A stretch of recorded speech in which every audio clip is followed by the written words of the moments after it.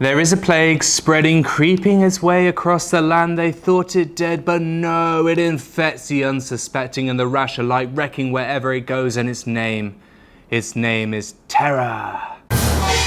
And so can you believe it? It's already been a month since Terra's collapse, and the embers of that fallout have yet to settle across the shimmering plains of crypto land. Since then, everyone's been craning their rubbernecks to look over to Celsius, which on June 13th announced it was halting withdrawals on its crypto lending platform. Pretty bad news, right? So then why the heck does their chart look like this? Two words, and you've probably heard them before. In fact, I guarantee you've heard them before. Short squeeze.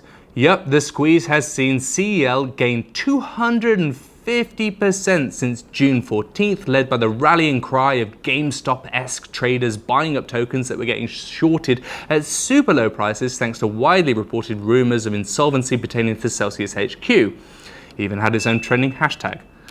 The price action has, for the time being, given CEL holders somewhat of a silver lining, at least those that didn't invest up here, because look, let's be honest, the token has had a rather lamentable time as of late. Here we can see its reaction to the Terra collapse, dropping 60% from Monday to Friday that week, because people were majorly freaking out about DeFi protocols.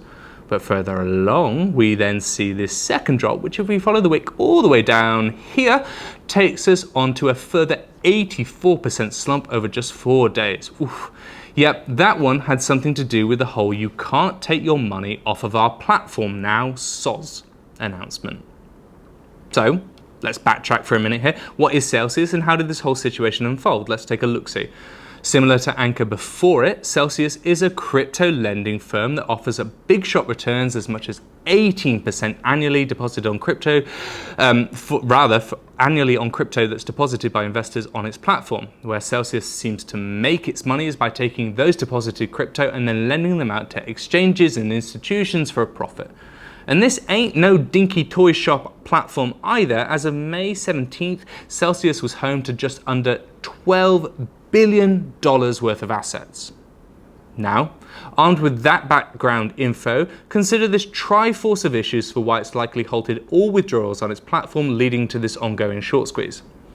Firstly, since the start of the year, Bitcoin is down over 56% as of the time of this recording anyway, which is pretty bad news for any platform that requires users to feel confident enough about risky assets to take it off an exchange and lock it away with a lender.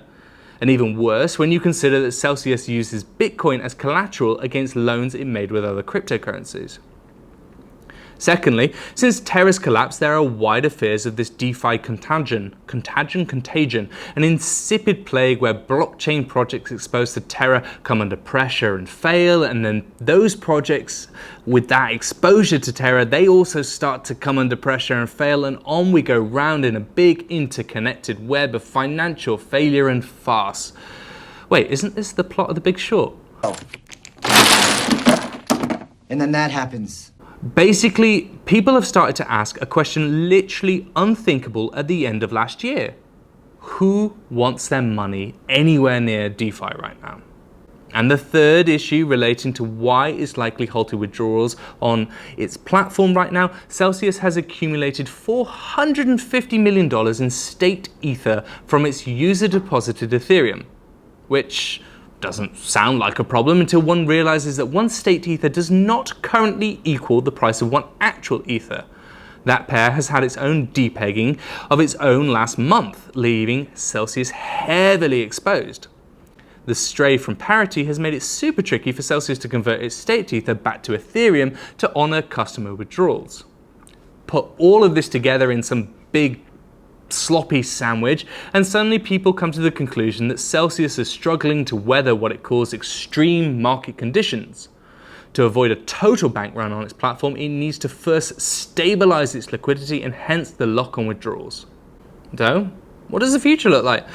Well, short term, more volatility most likely. Shorters will just be hoping this squeeze comes to an end, while people aping into CEL will be eager for more upside, and friction between the two could continue. And long term, nobody really knows. Que sera, sera, and all that. What will be, not even Celsius itself seems to know.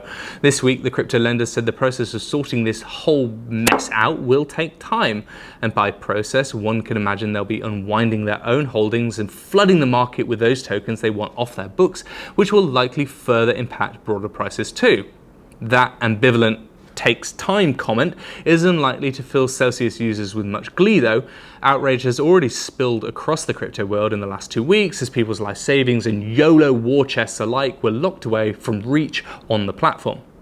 To add further insult to injury, those seeking customer support could find this number on their website. It's worth reminding peeps though, it's not just Celsius feeling the heat. 3 Arrows Capital failed to meet a margin call last week and nobody has heard from its founders since then. Off the back of all this DeFi chaos, people are starting to worry and the mood on the Twitter sphere is rather bleak. Even the SEC is calling out these lending platforms, with Gary Gensler warning retail investors to watch out for stuff that looks too good to be true. Advice I will bear in mind next time I go to Disneyland. Well, there we have it. What do you think? Let's talk it over in the comments below, and do let us know if you like these crypto snaps. All feedback, comments, support, criticism and rants helps us make better videos in the future. But until next time, look first, then lead.